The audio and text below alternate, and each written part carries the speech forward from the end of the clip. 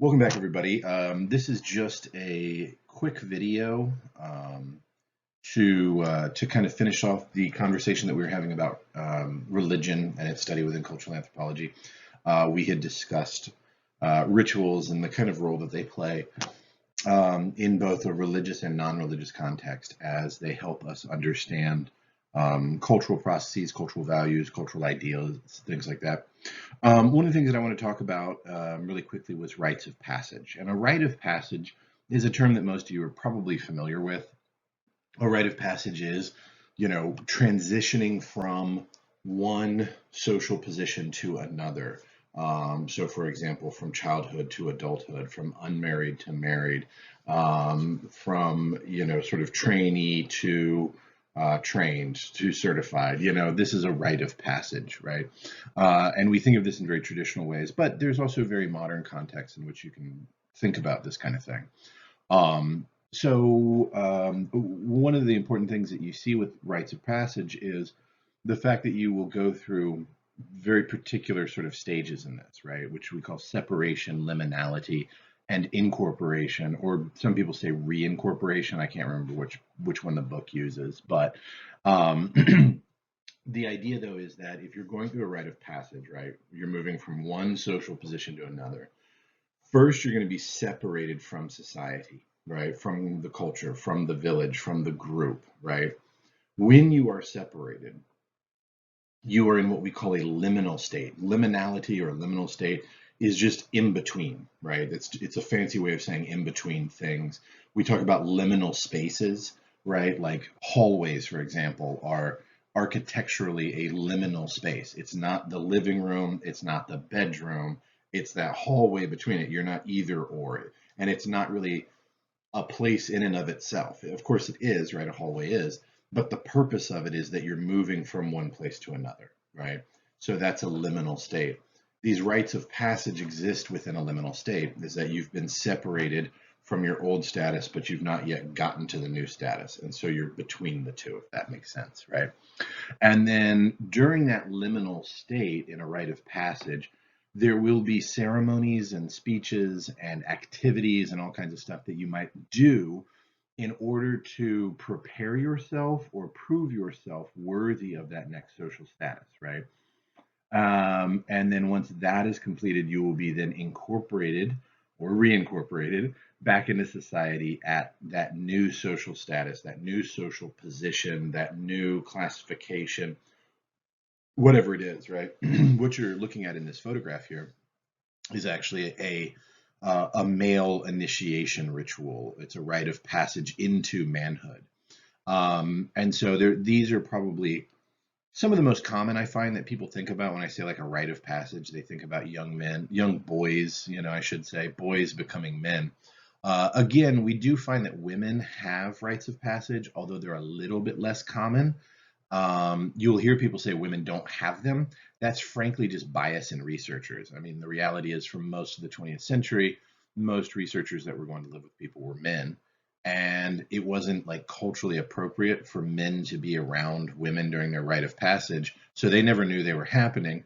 And these men, being kind of, biased idiots, were like, they must not have them. They didn't show them to me, so they don't exist. They do.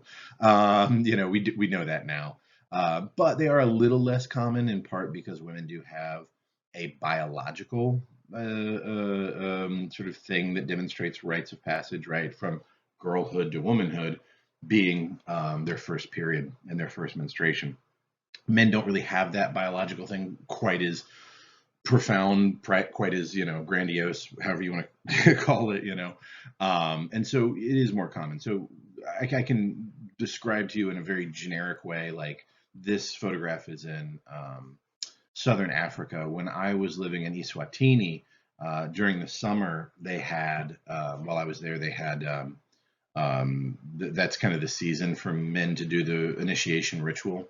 And what typically happens is that these young boys, the shaman, the Sangoma, will build a hut, right, out in the veld, out in the bush.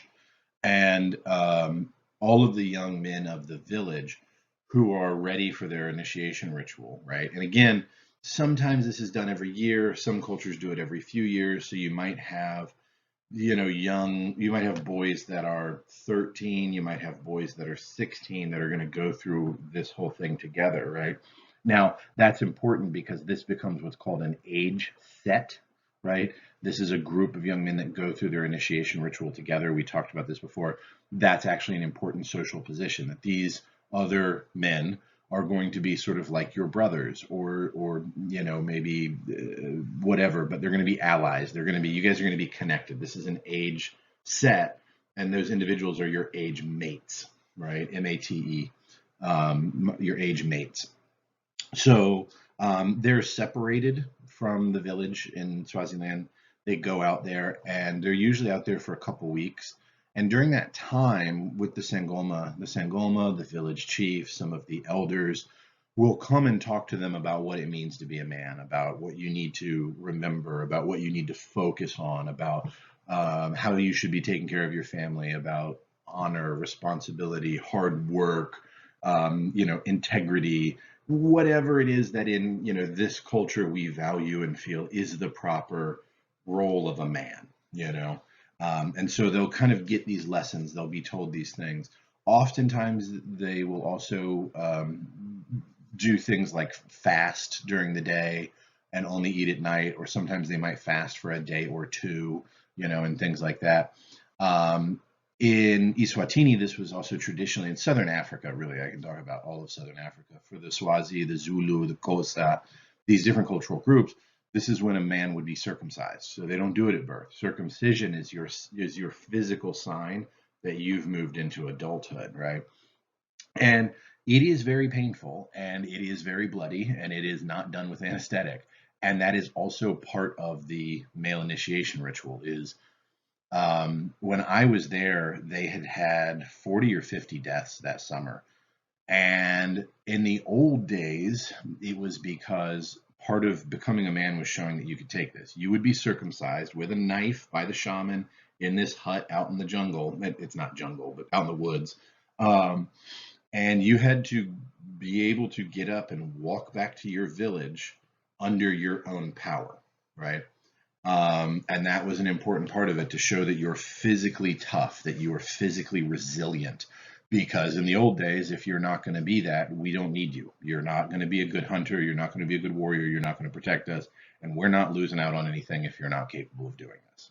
Harsh, but again, in prehistoric times, pre-modern times, that was the reality that they lived with. A lot of people have criticized it today because there are deaths sometimes. These things are not exactly sanitary, and so young men, sometimes the guy doesn't do it right and they bleed to death. Sometimes he does it and they get an infection, and the infection spreads and it kills them. And there's a lot of people within the culture, and again, I don't really weigh in on the right or wrong of this because it's not my culture and it's not my place to tell them how to live. But there are a lot of people in the culture that are like, guys, this is stupid. Like we needed to do this back when we were hunter gatherers. Like, bro, his dad's an accountant and his mom is a lawyer. Why the hell are we doing this? This is stupid. Just for tradition. Like, we're gonna kill a young man for tradition, really? And so there's some criticisms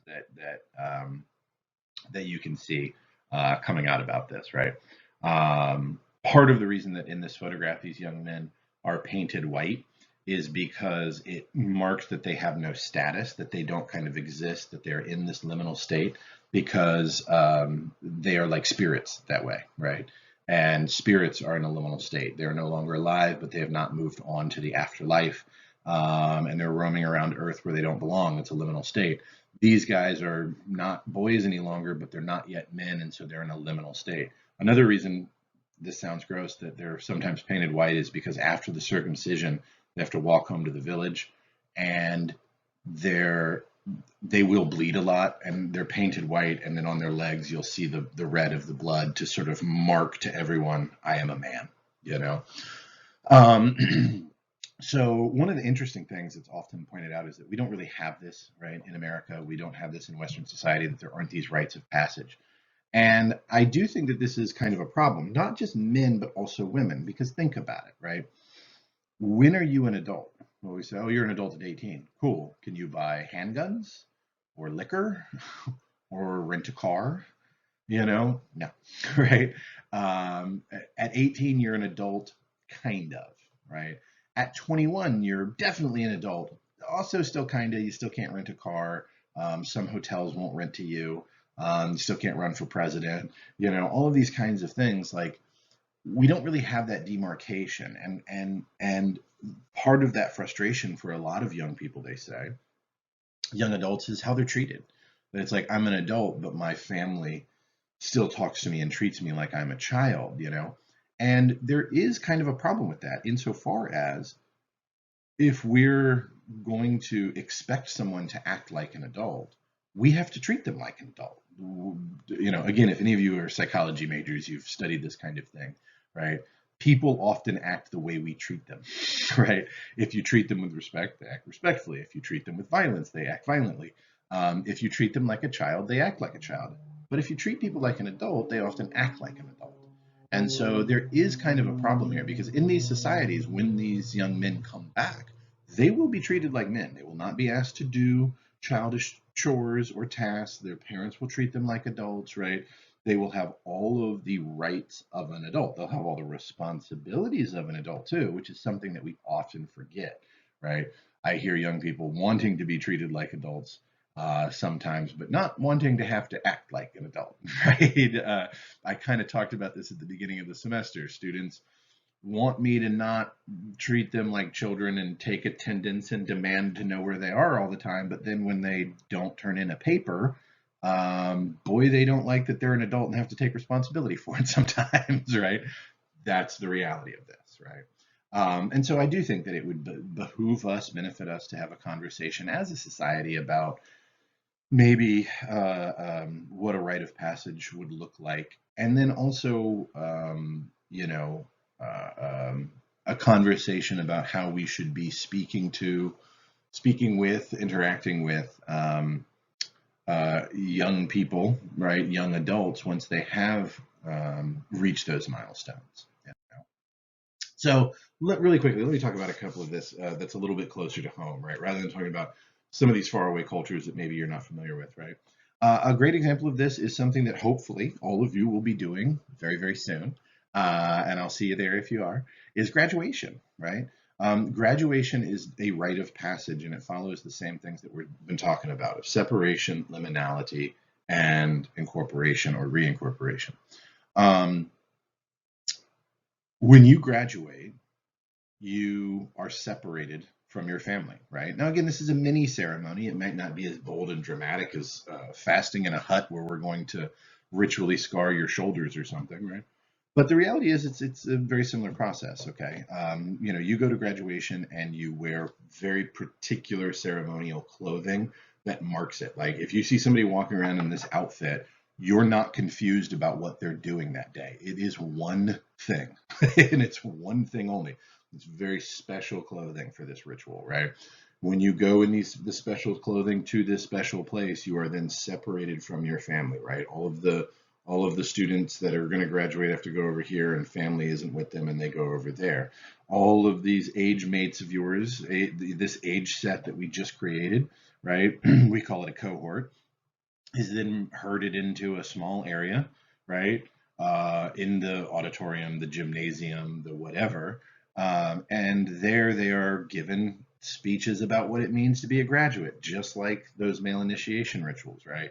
That, you're a graduate now, and that means you need to do X, Y, and Z and carry forward and pursue your goals and live a good life and put on sunscreen and all of those other very important things that we're going to tell you on graduation day, right?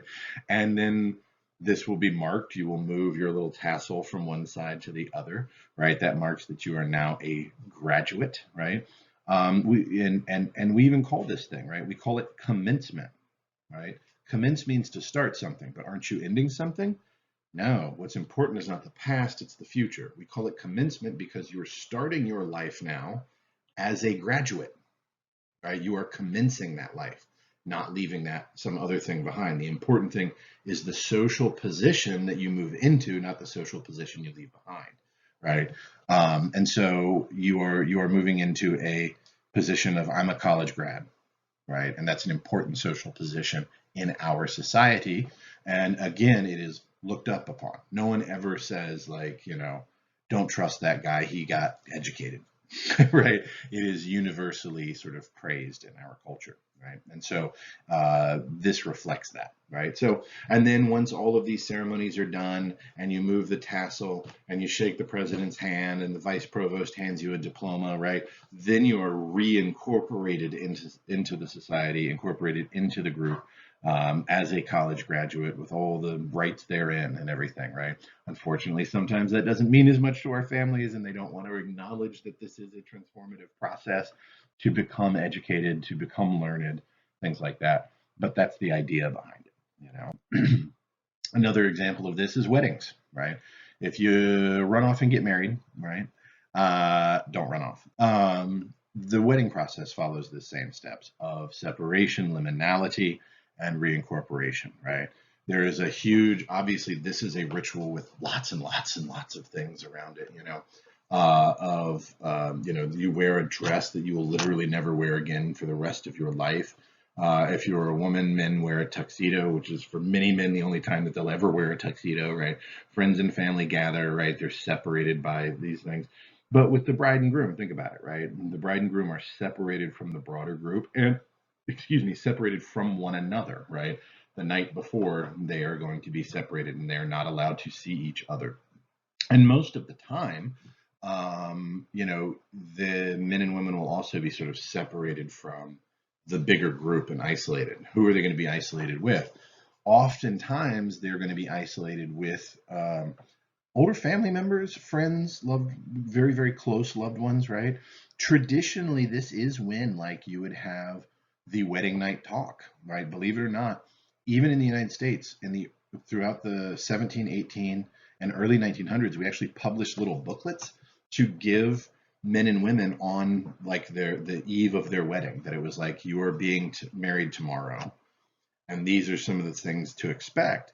And that included advice about life and matrimony and communication. It also included things about sex, because many of these people had never had like the sex talk, and there wasn't an internet, you know. And so they would be like, tomorrow night you're going to have to do this thing, you know. And some of them were better and or worse than others. Some were kind of positive and like trying to encourage people to communicate. Some of them, I've actually read these because I taught human sex for so long. You can find them online. One that I looked at was like, tomorrow night is your wedding night, and to women it would say like, it's gonna be bad and it's gonna hurt, and just try to lay there. It was really awful. But nonetheless, right? So you're separated, you're, you know, spending time with maybe older family members. They're gonna be talking to you about like, hey, this is a big deal, hey, this is important, you know, remember to do these things, whatever, you know. And then you're going to be you're you know, kind of in a liminal state at that point, right? You're separated from the group. You are not single, but you're also not married, right? And so you're kind of in between. And then the next day, right, there's this ceremony at an altar or a gazebo or whatever the hell you do, and you guys are brought together and you get, you know, very symbolic rituals about the words that we say and what the rings are supposed to mean and all of this other stuff, right? And then the bride and groom will walk off. And if you think about it, a lot of times the receptions immediately after, someone will introduce, they'll say, I'd like to introduce you to, as if you don't already know these people, you're at their damn wedding. I would like to introduce to you Mr. and Mrs. Bill and Anna Smith, right? That they are being, again, separation, liminality, incorporation. They're being incorporated as a new thing, as a couple that is married. Again, you know these people. You don't need to be introduced to them, but yet they're being introduced because specifically they are married now and have a different social standing and a different social status, and they have moved from one thing to another, right? Some of this, right, the way we do ceremonies today can get kind of mixed up. A lot of the talks and speeches and stuff that you would normally have during this liminal phase do take place after you're kind of incorporated, right? Speeches at dinner and stuff like that, you know. But nonetheless, it's a part of the process, right? Last thing that I want to mention isn't really a rite of passage, but just for you to think about as we're coming up on it, right, is the Christmas season. There's a lot of different kinds of rituals, and we could talk literally for weeks and weeks and weeks about this kind, that kind, whatever, you know. But I just wanted to kind of hit some of the bigger things, right, for you to think about as you leave this class as an introductory class, right, to think about the rituals that we do, the holidays that we have, the ceremonies. Why do we do those things? What does that mean? What can an outsider learn about us and our culture and our values and our beliefs by looking at this objectively rather than us, sort of stuck on the inside saying like, oh, well, this is just the way it's always been, right? Um, a cool example is Christmas, right? Christmas is an interesting tradition. Respectfully, literally every Bible scholar in the entire world agrees that the Jesus Christ was not born on December 25th. Everyone knows that he was born in the spring. The Bible is quite clear about that, right? So why do we celebrate Jesus' birthday? Because Christmas existed in Northern Europe for many centuries before, maybe millennia, before Christians showed up.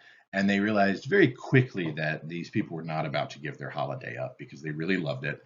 And so they said, well, you're allowed to do all of that stuff, but you're doing it because that's when Christ was born, right? And so they kind of co-opted this holiday, right, that had been around for a long time. Many of the things that you see with it reach back into antiquity because one of the things that this is often pointed out to be is a ritual of inversion. Rituals of inversion are when the normal order is sort of switched or thrown out or things like that. For example, Carnival or Mardi Gras, things that you normally couldn't do, like walk around with nudity or drink publicly or not go to work, those things suddenly become perfectly acceptable. Being loud, being abrasive. Many anthropologists argue that that actually functions as kind of a pressure relief valve on society. We have within the political system all of these norms and laws and rules and structures that we must exist within, but that can be very chafing. And so every once in a while, having an opportunity to go, fuck it, I don't have to do that anymore, can be very, very nice and can kind of relieve that pressure a little bit, kind of going wild and crazy, right? Christmas is also a ritual of inversion, right? Because the normal order of the world is thrown out of balance. The reason that it's December 25th is a long story with calendars, but traditionally it was actually held on the winter solstice, December 23rd. The reason it was is because this is the shortest day of the year and it's the longest night of the year. These are agricultural peoples, right? They farm, they are anticipating spring, and they were also very smart. They knew that it was the longest night of the year. And that meant that the normal order of things, where the daylight was more prominent, has been thrown out of whack, right? Things have gotten weird, right? And so we don't like the darkness. We want the sun to come back. We want spring to come. We want to plant our crops and to harvest them and to have fresh food again and not have meager winter stores of last year's harvest and that kind of stuff, right?